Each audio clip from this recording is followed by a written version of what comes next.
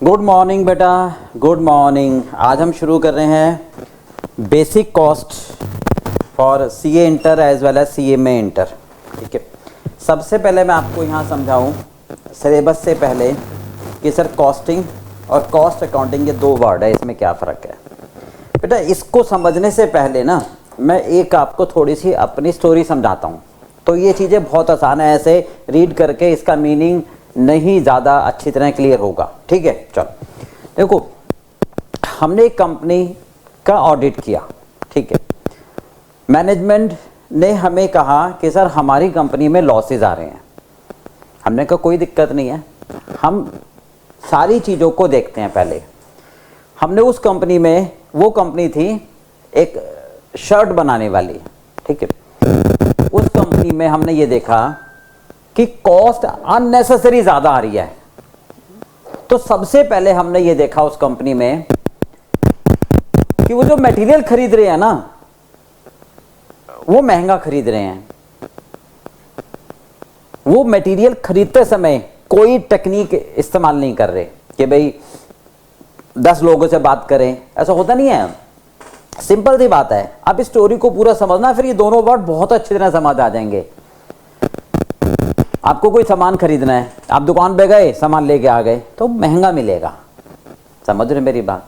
तो बेटर क्या होता है, अब 10 दुकानों पे पता करो, फिर आप लोएस्ट जगह से, जहां पर सबसे सस्ता मिल रहा हो, वहां से खरीदो। तो कंपनी में भी यही होना चाहिए कि आप जितने भी वेंडर हैं कोटेशन मंगाओ, फिर उस वेंडर को सिलेक्ट करो जो सबसे कम रेट पर आपको सामान दे। वो नहीं था वहां पर, तो एक तो हमने पहले वो सुधारा, समझ गए।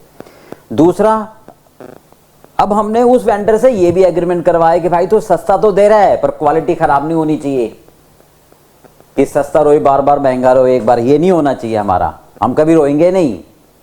तो क्वालिटी की कंप्रोमाइज नहीं होनी चाहिए। हमने क्वालिटी, अच्छी क्वालिटी का मटेरियल एक रीजनेबल रेट पर खरीदवाया, तो मटेरियल में पैसे बचे। फिर आगे चले हमने देखा यार उस कंपनी में जो प्रोडक्शन हो रहा है, वहां पर जो काम भाई साहब 8 लेबर से हो जाता है, वो 14 लेबर से काम करवा रहे हैं, 15 लेबर से करवा रहे हैं। तो हर वर्क स्टेशन पर 2-2, 3-3 लेबर फालतू काम कर रहे हैं, वो रिट्रेंच करवाए, अननेसेसरी। मटेरियल की अननेसेसरी वेस्टेज थी, वो कम करवाई। आप समझ रहे हो बात को? कुछ खर्चे थे हमारे जो बेकार के थे, यानी प्रोडक्ट में अननेसेसरी लग रहे थे, जिसमें कस्टमर की कोई रिक्वायरमेंट नहीं थी, वो कम करवाए। फिर जब प्रोडक्ट बन जाता है, फिर कस्टमर को डिलीवर होता है, तो छोटे छोटे पार्ट्स में डिलीवर हो रहा था, हमने कहा भी इनको एक बार में डिलीवर करवा दो। तो कहने का मतलब ये सारी प्रक्रिया करके हमने उनकी कॉस्ट कम करवाई, कॉस्ट रिड्यूस करवाई। तो सिंपल सी बात है, एक लाइन समझ लो, पैसे का ना जाना भी आना होता है, पैसे का ना जाना भी आना होता है। प्रॉफिट मेकिंग में आ गई क्योंकि कॉस्ट कम होगी ना, तो पैसे बचे, energy saves to energy produced, है ना। तो पैसे जाने से बचे तो वही कमा लिए। समझ में आ गई बात बेटा? तो अब इस पूरे स्टोरी में 2 चीजें सामने आई, ध्यान से सुनना। एक, हमने क्या करा कि भाई कॉस्ट निकाली, क्योंकि देखो कॉस्ट रिड्यूस करनी है, अल्टीमेट पर्पस यही है। हर कंपनी का पर्पस क्या है? प्रॉफिट कमाना। हर कंपनी का उद्देश्य प्रॉफिट कमाना है, कोई समाज सेवा के लिए तो बैठे नहीं है ना। परफेक्ट कंपटीशन है, प्राइस बढ़ा नहीं सकते, कॉस्ट को मैनेज करोगे। ठीक है, अब कॉस्ट में ऐसा नहीं कर सकते कि क्वालिटी से कंप्रोमाइज करें। तो हमें सबसे पहले कॉस्ट रिडक्शन के लिए ये देखना है कि कॉस्ट कैलकुलेट करे कैसे। समझ के बात? तो जिस तरीके से क्या स्ट्रेटेजी लगाई, टेक्निक लगाई, प्रोसेस लगाया कि भाई पहले मटेरियल को देखा, फिर देखा कि सप्लायर कौन कौन से हमें कम रेट पर दे सकते, ये तरीका लगाया, ये टेक्निक लगाई, स्ट्रेटेजी लगाई, है ना, कि ये काम तो 8 लेबर से हो सकता है, आप तो भाई सब 15 लेबर लगा रहे हो, तो ये टेक्निक लगाई, इसको बोलते हैं आगे स्टैंडर्ड कॉस्टिंग। तो हमने टेक्निक लगाई ताकि मुझे कॉस्ट पता लगे, इसे कॉस्टिंग कहते हैं। इसे क्या कहते हैं हम? कॉस्टिंग। फिर हमने मैनेजमेंट को समझाया कि सर यहां आपकी कॉस्ट बेकार जा रही है। कैसे समझाया? प्रेजेंटेशन देकर, यानी जो भी हमारा खर्चा हुआ, मटेरियल का, लेबर का, फैक्ट्री में जो खर्चे हुए, सारे हमने रिकॉर्ड कर लिए। और रिकॉर्ड करके एक टेबुलर फॉर्म में मैनेजमेंट को प्रेजेंट करे ताकि वो डिसीजन मेकिंग में हेल्प करे, उसको बोलते हैं कॉस्ट अकाउंटिंग। दो चीजें समझ में आ गई, देखो जरा। कॉस्टिंग, कॉस्टिंग क्या हुई? Technique, strategy, method, process of ascertaining cost. ठीक है, किसी भी प्रोडक्ट की कॉस्ट निकालने के लिए आप क्या तरीका फॉलो कर रहे हो, क्या टेक्निक फॉलो कर रहे हो, क्या स्ट्रेटेजी फॉलो कर रहे हो, क्या मेथड ले रहे हो, है ना, कि मटेरियल कैसे कैलकुलेट कर रहे हो, लेबर कैसे कैलकुलेट कर रहे हो, ओवरहेड कैसे कैलकुलेट कर रहे हो। ओके, ओवरहेड भी समझाऊंगा क्या होते हैं, मतलब total cost how you calculate, क्या मेथड ले रहे हो आप, तो वो कहलाती है हमारी कॉस्टिंग, उसको बोलते हैं कॉस्टिंग। ठीक है, राइट। अब इसमें कुछ हमारे प्रिंसिपल होते हैं, हम कुछ नियमों का, क्योंकि देखो कोई भी काम करोगे तो आपको अनुशासन फॉलो करना पड़ेगा। वो कहते हैं ना, जिसका अनुशासन उसका शासन, तो रूल्स एंड रेगुलेशन आपको फॉलो करने पड़ेंगे। तो उन रूल्स एंड रेगुलेशन टेक्निक को फॉलो करके जब हम प्रोडक्ट की कॉस्ट निकालते हैं कि इसमें इतना सारा टोटल खर्चा हुआ, उसको बोलते हैं कॉस्टिंग। ठीक है, और जब हम इसको रिकॉर्ड करते हैं और मैनेजमेंट को प्रेजेंट करते हैं कि सर सारा खर्चा, है ना, अकाउंटिंग डेबिट क्रेडिट फॉर्म में नहीं कि लेबर पे करी wages debit to cash, material पे करा वेंडर डेबिट टू कैश, वो नहीं, एक स्टेटमेंट फॉर्म में मैनेजमेंट को देते हैं कि भाई आप इस स्टेटमेंट फॉर्म में समझो, इतना मटेरियल लगा, इतनी लेबर लगी, इतने मेरे खर्चे हुए, है ना। तो जो प्रेजेंटेशन फॉर्म में मैनेजमेंट को देते हैं ताकि मैनेजमेंट को समझ आ सके कि हाँ भाई इस तरीके से मेरी कॉस्ट कम आएगी, वो कहलाती है कॉस्ट अकाउंटिंग, राइट। और पर्पस क्या होता है हमारा? Cost reduction. पर्पस क्या होता है हमारा? Cost reduction. ये दोनों बातें समझ में आ गई, राइट। अब हम आगे चलेंगे कि भाई, हाँ जी बेटा क्लियर हो गया, कॉस्टिंग एंड कॉस्ट अकाउंटिंग। ठीक है, कॉस्टिंग का मतलब क्या हो गया? जब हम किसी, देखो हमारा पर्पस कंपनी में क्या होता है? कॉस्ट को रिड्यूस करना।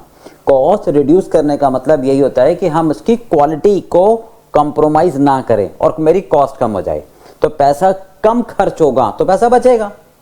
ठीक बात है। तो जिस तरीके से, अब भाई देखो, जिसको रिड्यूस करना है तो पहले वो निकाल तो लो, समझे नहीं? जहां भाई, जहां आपको कंट्रोल करना है, जहां आपको नियंत्रण करना है, पहले वहां तो जाना पड़ेगा ना। तो कॉस्ट को रिड्यूस करने से पहले मुझे कॉस्ट कैलकुलेट तो करनी पड़ेगी कि मेरी कॉस्ट कितनी आ रही है और कहां कहां एरिया है जहां पर मैं कम कर सकता हूं। तो जिस तरीके से मैं कॉस्ट को कैलकुलेट करता हूं, उस तरीके को, टेक्निक को, मेथड को, स्ट्रेटेजी को, प्रोसेस को बोलते हैं कॉस्टिंग। सर ये टेक्निक क्या हुई यहां पर इस एग्जांपल में, ये बताओ जरा। हमने क्या करा? पहले मटेरियल निकाला कि कौन कौन से सप्लायर हैं, है ना, जो मार्केट में मटेरियल सप्लाई कर सकते हैं। सबसे कम वाले सप्लायर से बात करो। फिर लेबर को देखो कि प्रोडक्शन में लेबर कितनी रिक्वायरमेंट है, कितना लग रहा है। इसको एग्जैक्ट आगे जाके बोलेंगे हम स्टैंडर्ड कॉस्टिंग। ठीक है, ये टेक्निक है। तो इस तरीके से हमने प्रोडक्ट की कॉस्ट कैलकुलेट करी है, समझ में आ गई? इसे बोलते हैं हम कॉस्टिंग, राइट पे, इसे बोलते हैं हम कॉस्टिंग। तो हम कुछ रूल्स फॉलो करते हैं, नियमों में बंधे होते हैं। ऐसा नहीं कि जो मर्जी आए फॉलो कर लो। क्यों सर? नियमों में क्यों बंधे होते हैं? इसलिए ताकि लगभग हर कैलकुलेट करने वाला कॉस्ट सेम मेथड को फॉलो करे, ताकि प्रेजेंटेशन बाद में सेम आए, यूनिफॉर्मिटी, ताकि यूजर समझ सके। अगर सब अलग अलग तरीके से फॉलो करेंगे तो फिर यूजर को समझ नहीं आएगा कि भैया ये किस तरीके से निकाली है। यूनिफॉर्मिटी होनी चाहिए ना। दूसरा, अब जब हमने ये तरीका समझ लिया, अच्छा इस तरीके से फॉलो करेंगे, ठीक है, अब उसको एक पेपर पे रिकॉर्ड भी तो करना पड़ेगा, ताकि मैनेजमेंट को वर्बली जाके नहीं बोलेंगे ना, तो मैनेजमेंट को एक पेपर पर लिख कर दिखाएंगे कि देखो ये सारे खर्चे हुए आपके, है ना, ये मटेरियल का खर्चा हुआ, ये लेबर का खर्चा हुआ, ठीक है, ये आपके और ऊपर के खर्चे हो गए जिनको आगे नाम देंगे ओवरहेड का, ये आपने बेचा प्रोडक्ट, इतने पैसे आए। अब ये नहीं है कि रिकॉर्ड करना है सर तो डेबिट और क्रेडिट फॉर्म में रिकॉर्ड करो, नहीं, ये टेबुलर फॉर्म में रिकॉर्ड करके देंगे। ठीक है, तो रिकॉर्डिंग का तरीका टेबुलर फॉर्म में, स्टेटमेंट के फॉर्म में मैनेजमेंट को देना, ताकि मैनेजमेंट को इजीली समझ आ जाए कि हमें यहां पर पैसे की बचत हो रही है, राइट। वो कहलाती है कॉस्ट अकाउंटिंग। अच्छा, मैं एक एग्जांपल और दे देता हूँ कॉस्ट अकाउंटिंग का, कि भाई आपको आपकी मदर ने कहा कि बेटा ये पैसे ले, ठीक है, 10,000 रुपये ले और घर का राशन ले आ। सब चीज़ें एक आपको लिख के दे दी, आटा, दाल, मैदा, सूजी, चावल, चीनी, ठीक है, ये वाली दालें ले आ, ये वाला ये आटा ले आ, ये मैदा ले आ, ये सूजी ले आ, ये चीनी ले आ, ये चाय पत्ती ले आ, ये मसाले ले आ, ये चावल ले आ, ये नमक ले आ, ठीक है। अब आपने सारा सामान अलग अलग दुकानों से ले लिया, ला के मदर को दे दिया कि लो मम्मी ये 1,000 रुपये बचे, सारा सामान ले आया। अब अगर बस ये कह दिया कि 9,500 है, ये रख लो, समझ गए, तो मम्मी कहेंगे ऐसे कैसे भाई, ये तो बता कि कौन सा सामान कितने का लाया। अच्छा अच्छा, ये भी बताना था। हाँ, तो भाई कितने का आटा आया, कितने का मैदा आया, कितने की सूजी आई, कितने के चावल आए, कितने का नमक आया, नहीं, और रास्ते में रिक्शा वाले को कितने पैसे दिए, समझ गए। तो ये सब जब हम लिख कर मदर को देंगे, टोटल मिलाकर इतने पैसे हुए, तब मदर देखेंगे कि हाँ हाँ हाँ ये वाला तू महंगा लाया, देखा अगली बार से ध्यान रखियो, ये वाला ठीक लाया। तो वो जो लिस्ट होगी कि कौन सा सामान कितने का आया, समझ गए, वो कहलाएगा कॉस्ट अकाउंटिंग, वो कहलाएगा मेरा कॉस्ट अकाउंटिंग। तो मैन्युफैक्चरिंग कंपनी में भी यही बात तो कहते हैं कि जो प्रोडक्ट मैं बना रहा हूं उस प्रोडक्ट में कितना मटेरियल लगा, ठीक है, कितनी लेबर लगी, कितने और खर्चे लगे ऊपर के, राइट। अब क्योंकि प्रोडक्ट कहां बनता है, फैक्ट्री में, तो फैक्ट्री के खर्चे आएंगे, उसको कंट्रोल करने के लिए एक ऑफिस होता है, ऑफिस के खर्चे, बेचने वाले बना के रखोगे तो है नहीं, बेचने वालों के भी खर्चे होंगे, सेल्स डिपार्टमेंट, सेलिंग के। तो कहां कहां कितना कितना खर्चा हुआ, हर एक मूवमेंट पर हम एक टेबल फॉर्म में रिकॉर्ड कर लेते हैं, रिकॉर्डिंग और प्रेजेंटिंग टू द मैनेजमेंट, ये कहलाएगा कॉस्ट अकाउंटिंग। बोलो समझ में आ गई बात बेटा? ये दोनों तरीके बिल्कुल क्लियर हो गए आपके। तो कॉस्टिंग और कॉस्ट अकाउंटिंग बिल्कुल क्लियर है।